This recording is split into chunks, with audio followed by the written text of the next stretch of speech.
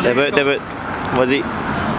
In such polemical circumstances, in fact, the problem that many Canadians raise is that William Mackenzie King wasn't part of the monument.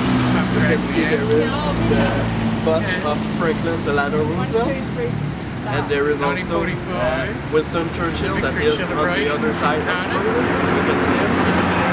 But the problem is that because that's what Tim Shaw says, is that the small part of Mackenzie King doesn't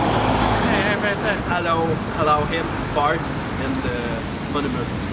But Mackenzie said a quotation that we can see just here,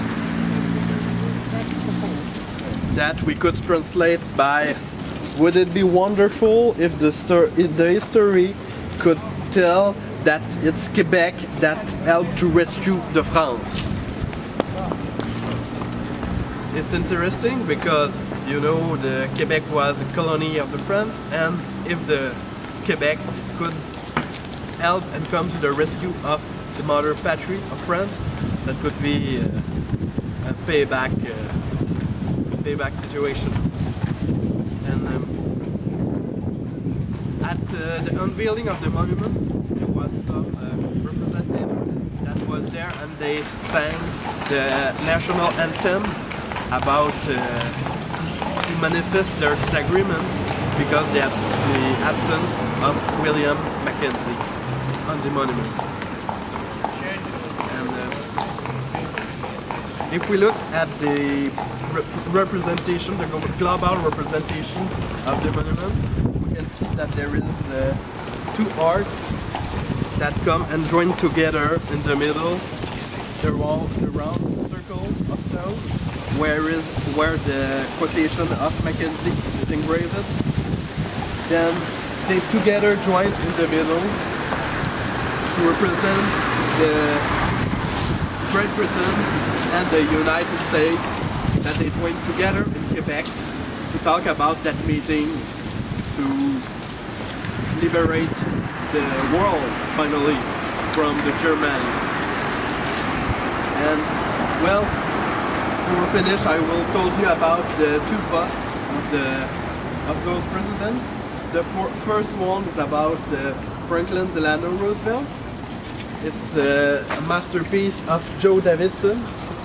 That's the sculptor who done it, and you could see that it's a gift from the Foundation Franklin and Eleanor Roosevelt. Eleanor was the wife of the President Roosevelt. And if we see on the other side, there is Winston Churchill. The author of the sculpture is Oscar Lemon.